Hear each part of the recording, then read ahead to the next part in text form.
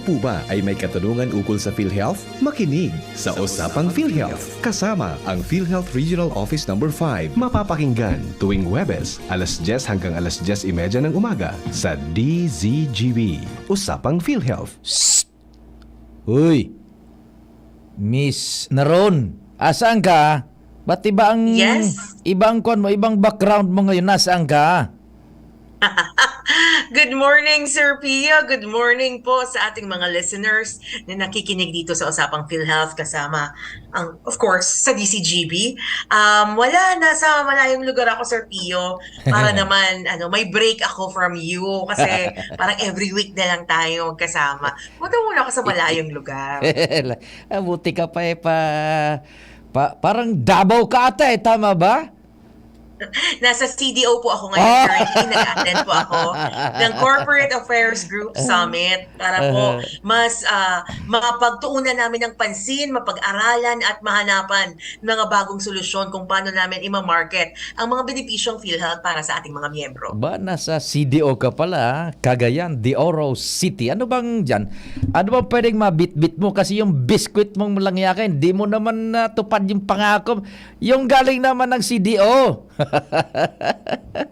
CDO Carne Norte. Langyak. Bibili na lang ako sa Gaisano. Bigay ko sa iyo dyan.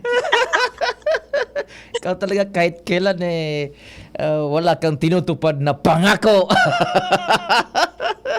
Singilin mo yung isang kasama natin. Nag-birthday pa lang, di ka pala nilibre. Isa pa yun, umiinit ang dugo ko pag naririnig ko mga ganyan-ganyang mga nag-birthday, wala man lang, di ko man lang naramdaman Ay, naga, sige. O di, handali mo. What time is it, Miss Beautiful? Anong oras na dyan? Ang oras po ngayon ay 10:06 a.m. At syempre, bago tayo magsimula ng ating discussion ngayong umaga, dapat magbigay muna tayo ng question na abangan ng ating mga listeners para kapag nasagot nila, maaari silang manalo ng premyo galing sa PhilHealth. I-claim daw nila dito sa CDO. Joke lang. Ay, nahihirapan naman yung mga taga. Joke lang. I-claim syempre sa opisina ng PhilHealth. At bibigyan na rin namin kayo ng CDO Carne Norte. Joke lang. So yun po, meron po tayong question ngayong umaga. Kapag masagot niyo po siya correctly, ay mananalo po kayo ng premyo galing sa PhilHealth. So ang tanong po natin ngayong umaga is, magkano ang benepisyo para sa cataract extraction? Magkano ang benepisyo ng PhilHealth para sa cataract extraction? So yun po ang tanong natin. I-text lamang po ang sagot kasama ang inyong kompletong pangalan at address at ipadala sa numerong ibibigay ni Sir Pio. Sir Pio? Sa mga Globe subscribers, you can text ang kanyang mga sagot sa 0926 0156020. That's 0926-0156020.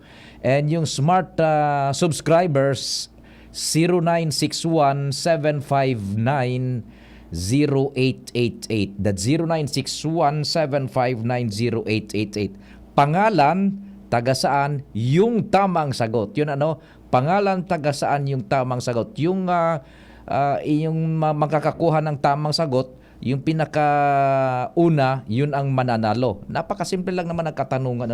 Magkano ang coverage na ina-assume ng PhilHealth sa cataract extraction? Tama po ba, Ma'am Gigi?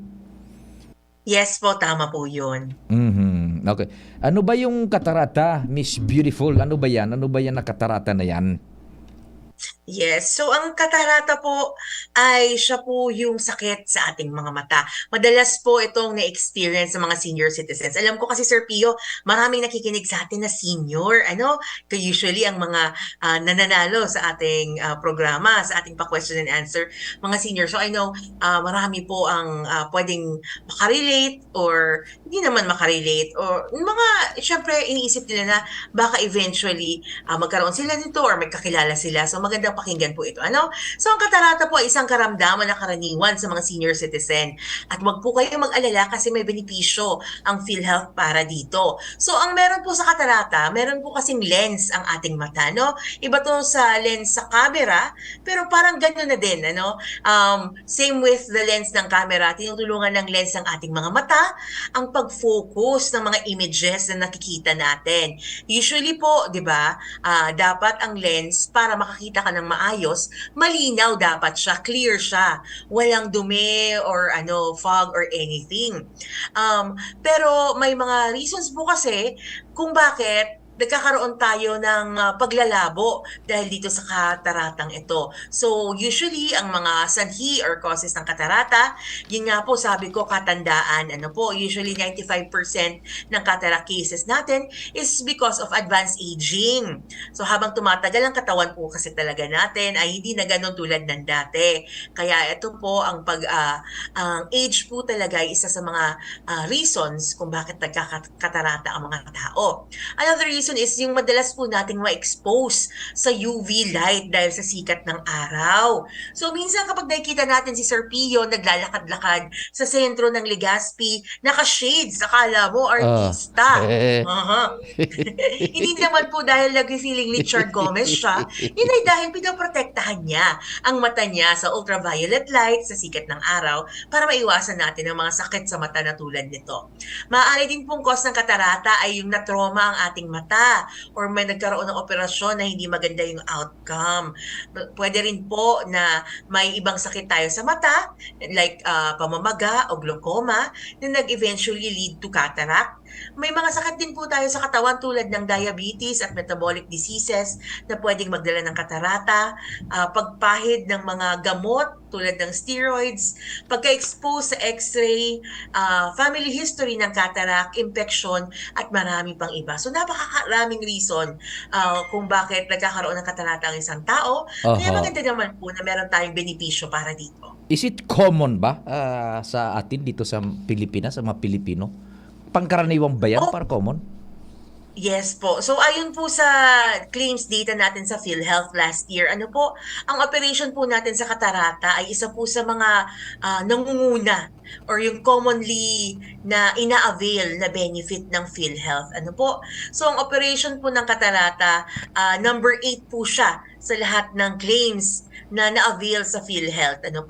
Malimit po ang mga senior citizens po ang usual na nag-avail ng operasyong ito. Kaya naman dahil po sa pagsabatas ng RA 10645 or Mandatory PhilHealth Coverage of all Filipino senior citizens, malaking tulong po ito sa ating mga senior citizens para ma-avail ang PhilHealth benefits para dito sa katarata.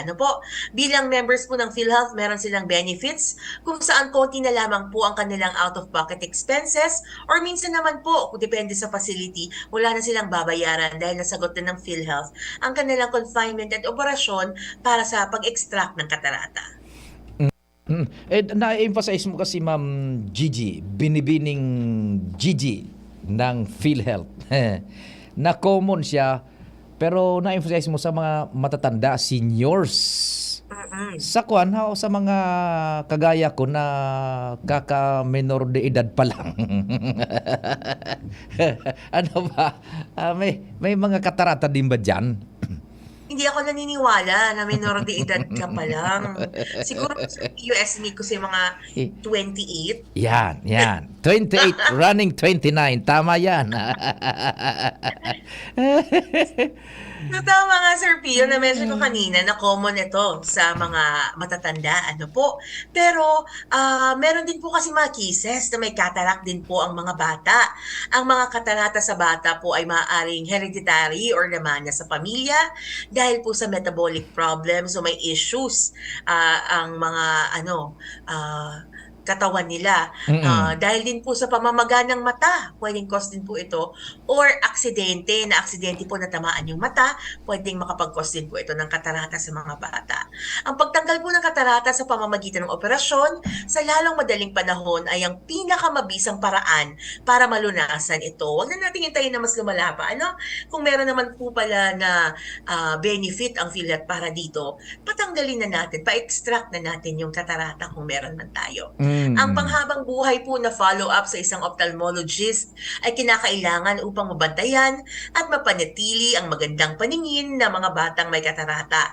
Kung may kasaysayan ng katarata sa mga bata ang inyong pamilya o kayang may pagbabago sa paningin ng inyong anak, agad din pong magpakita sa ophthalmologist. Kasi isipin ng mga tao, bata pa, siguro hindi naman yan katarata, baka mawawala na lang yan eventually.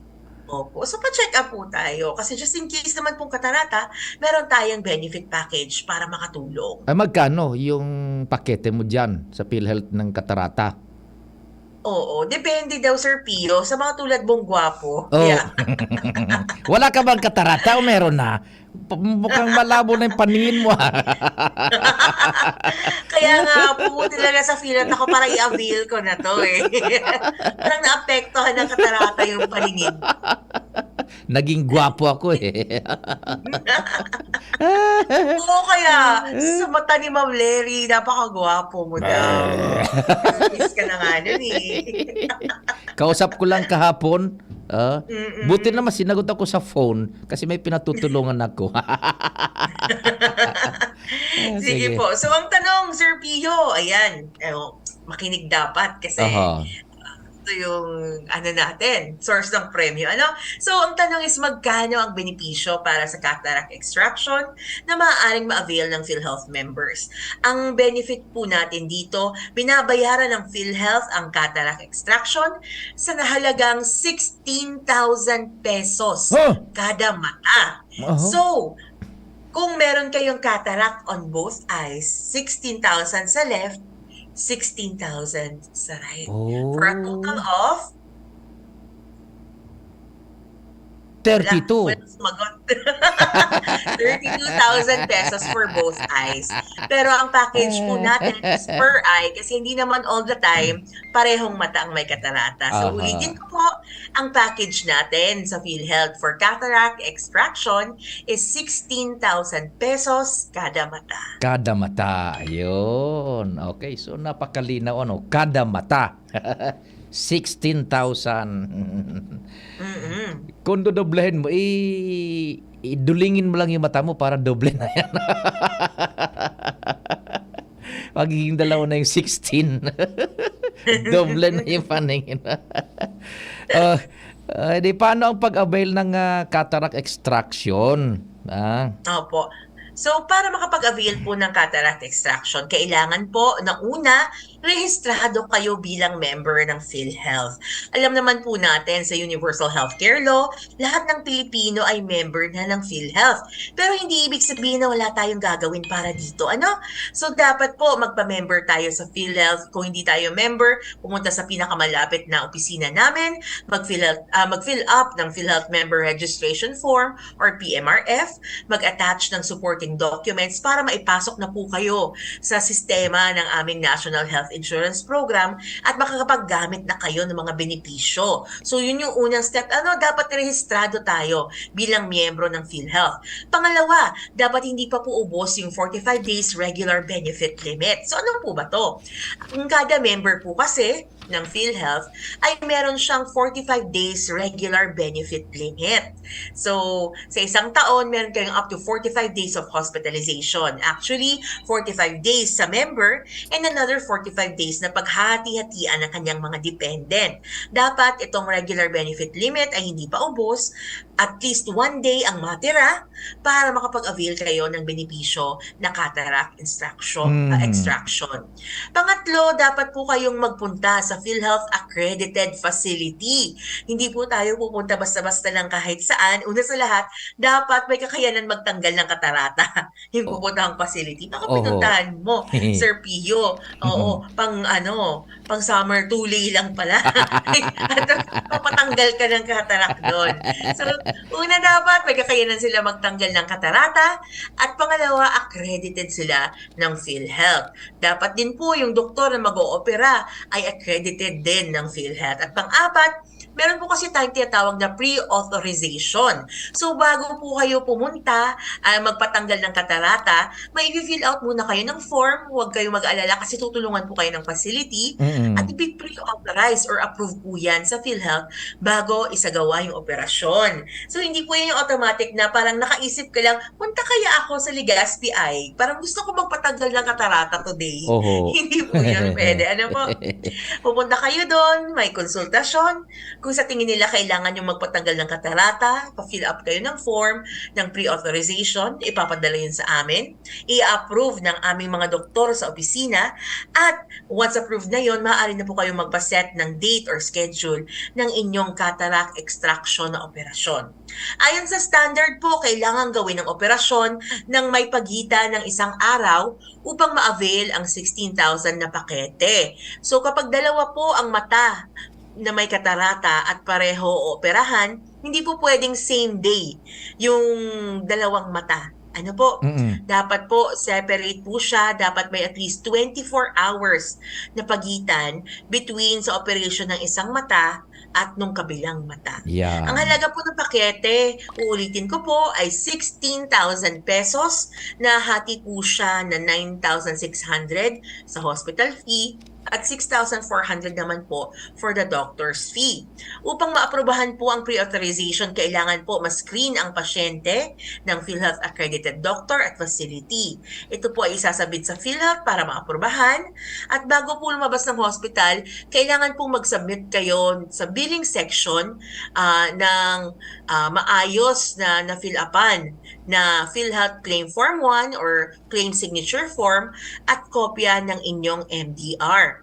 Matapos po nito, ang billing section po ay i-deduct na yung aming 16,000 pesos per eye na benefit Mm-mm. sa inyong total hospital bill. Yan. Nagagamit ba yung kuan natin, yung no balance billing? Nagagamit ba yan sa pagpapa-opera ng katarata? No balance billing, depende po kung ano po saang facility, pero po ang NBB ay ipinatupad natin sa lahat ng pampublikong hospital or facilities. So, Oho. kung kayo po ay nagpa-opera sa isang public or government hospital at kayo ay kwalipikadong miyembro tulad ng indigent, kasambahay, sponsored, senior citizens, and lifetime members, pwede po kayong mag-avail ng no balance billing kung saan wala na po kayong out-of-pocket expenses. Ulitin ko po, yan po ay kung sa government or public facility kayo. Pero kung sa private po kayo nagpa-opera, meron po tayong yung sobra from the total hospital bill, less nung PhilHealth benefits, kailangan pa rin po nating bayaran yon. Ayun, oo. Now, sino yung pwede maka-avail niyan ng mga benepisyo para sa pagpa-opera ng katarata? Yes po. So lahat po ng member ng PhilHealth, kasama ang kanilang qualified dependents, ay pwede mag-avail. Mapabata man po yan o matanda, as long as sila ay merong katarata at na-approve dun sa ating pre-authorization, pwede na po kayong makapag-avail ng benepisyong ito. Saan pwedeng makapagkuan niya na fasilidad? Di ba may sinasabi ka kanina na pwede kung halimbawa doon sa pribado, may ibabawas na lang. Pero sa publiko, saan ba pwede makapag-avail niyan? Yes po. So, ang cataract extraction natin, available po yan sa levels 1, 2, with 3 hospitals at ambulatory surgical clinics. Pero ulitin ko po, hindi lahat ng mga hospital ay may kakayanan para gumawa nito. Kasi minsan, although merong operating room, kulang sa gamit, or meron namang gamit, pero wala silang ophthalmologist na pwedeng mag-perform nito. Ano po? So, para malaman po kung merong ganitong serbisyo sa inyong mga pinakamalapit na hospital, bisitahin po ang aming website. Meron po kaming kumpletong listahan doon ng aming accredited facilities. www.philhealth.gov.ph. And alam ko din po, Sir Pio, nag-o-offer din ng ganito ang ating Legazpi Eye Center.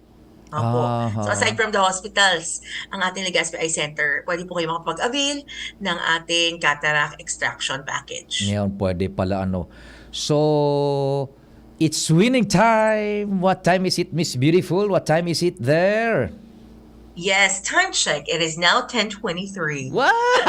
Sinasabi ko sa'yo. Ang ganda pakinggan eh. Mas maganda dun kasi sa iba, yung isa. Mahina.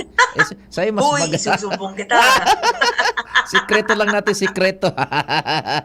And, sige, alamin nga natin, Sir Pio, kung may nakasagot ng ating katanungan. Ulitin ko, bago natin i-check. Ano, ang tanong natin, magkano ang benepisyo para sa cataract extraction ng PhilHealth? Sandali, ito. Isa, may humabol pa, dalawa, tatlo, apat, lima, anim, pito, walo, Dami. siyam. No. Siyam. Meron pa. Tumunog pa. Meron pa po. 10. Pero hanapin natin yung tamang sagot. At yung naunang tamang sagot. And tamang ang format ng kanyang answer. Yan. Ito. Meron. May sumagot as early as 10:11 a.m. Ba? Answer ko po, 16 pesos. Wow! Tama ba, Miss Beautiful? 16 pesos? 16 pesos lang? Mali siya. Oo. Hindi pwede. Hindi Imagine pwede. mo, nagpatanggal ka ng katarata, tapos ang benepisyo mo, 16 pesos. Hindi. Ito, meron pala eh. 16,000 pesos. Yan! Yun! No naman, Sir Pio, mali kasi yung pagbayad mo, ay yung pagbasa mo pala. So yun, tama po siya.